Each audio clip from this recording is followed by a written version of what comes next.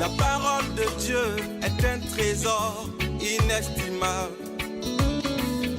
Ne laisse pas ta Bible fermée. Oh non, non. Lis-la, médite-la, nourris-toi. Lis-la, médite-la, nourris-toi. Bonjour. Je sais que nous pouvons tous, à certains moments, nous sentir éloignés de Dieu, indignes de lui. Il peut ainsi nous arriver en effet de nous sentir comme englués dans des ornières, ou bien en panne dans notre foi ou dans notre vie chrétienne, et cela par suite de circonstances que l'on déplore amèrement évidemment. Or, peu importe, nous dit Jésus, là n'est pas le plus important.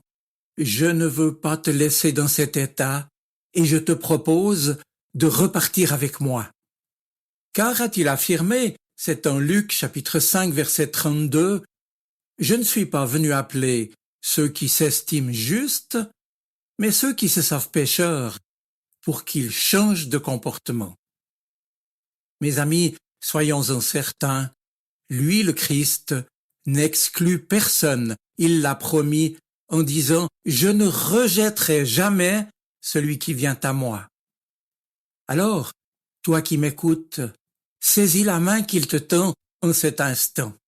Et dis-toi bien que ce qu'il t'offre, c'est tout simplement d'apprendre à aimer mieux, gage et promesse de ta croissance spirituelle.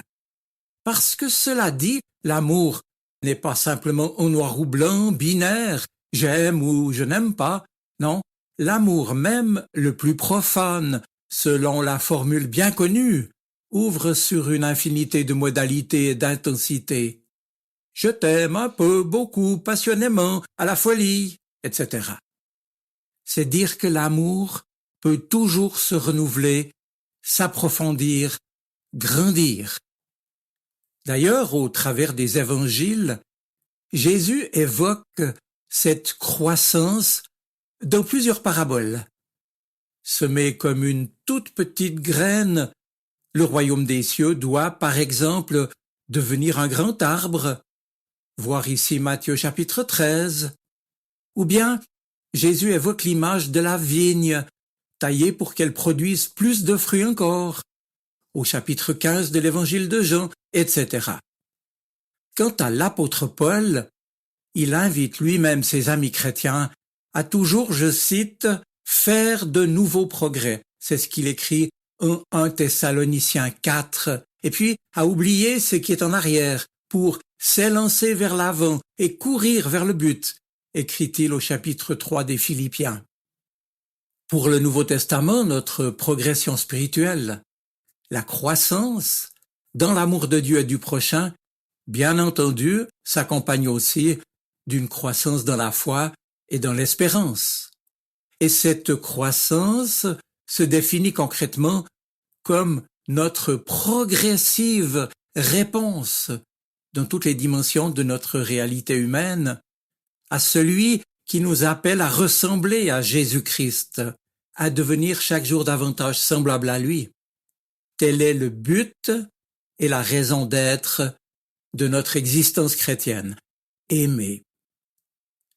Ce progrès ne concerne donc pas uniquement la prière, la lecture de la Bible ou la vie communautaire.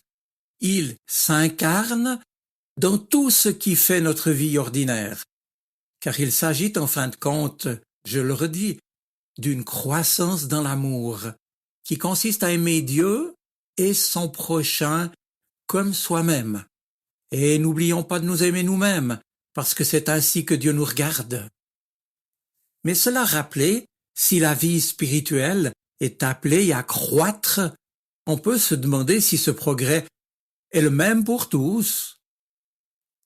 Certes, chacun est unique, mais il apparaît que les différentes étapes de parcours et de progression spirituelle contiennent néanmoins, pour les uns et les autres, des caractéristiques communes à tout chrétien qui veut marcher à la suite de Jésus-Christ, lui qui nous accompagne et qui nous précède sur nos chemins.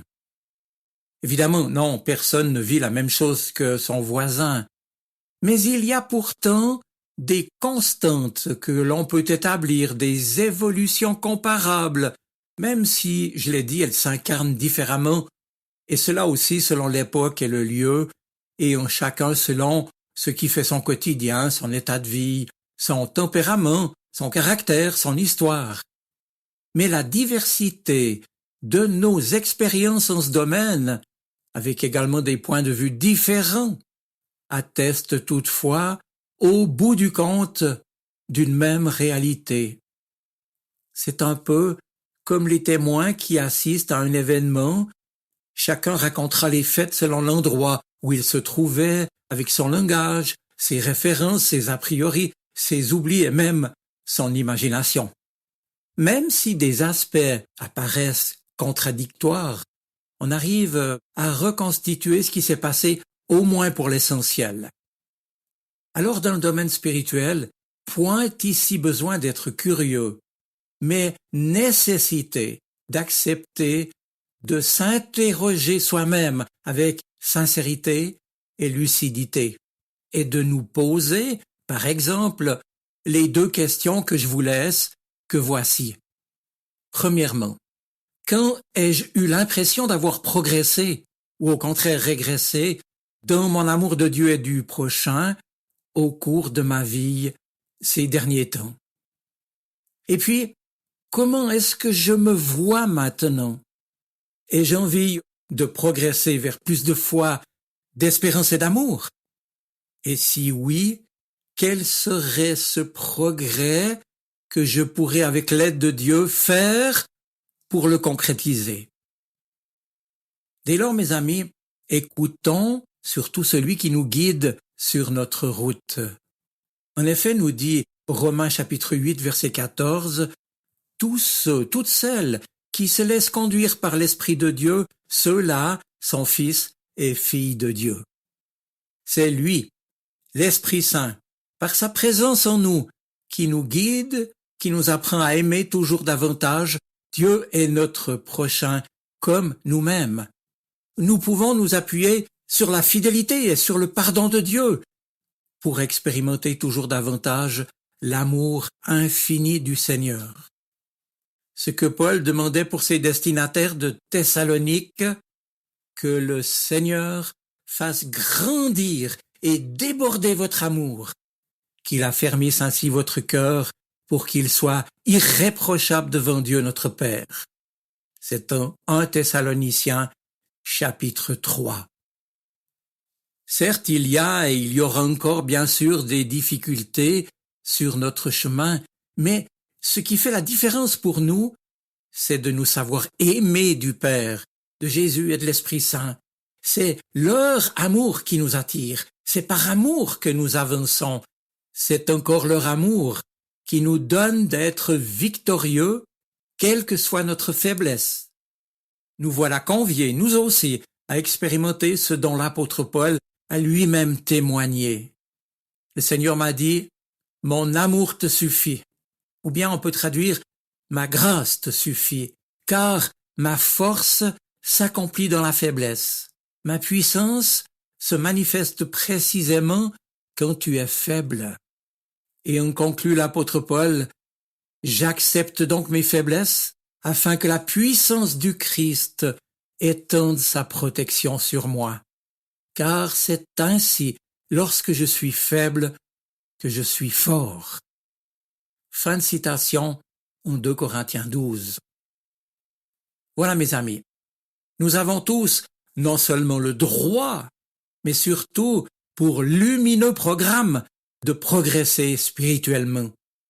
Apprenons jour après jour à vivre de la grâce et de la puissance de Dieu qui agissent véritablement dans notre faiblesse. Apprenons à arrêter de compter sur nous-mêmes pour saisir sa main et accepter qu'il prenne tout en charge à sa façon. Je vous souhaite une bonne semaine. Soyez bénis. Amen. La parole de Dieu est un trésor inestimable. Ne laisse pas ta Bible fermés.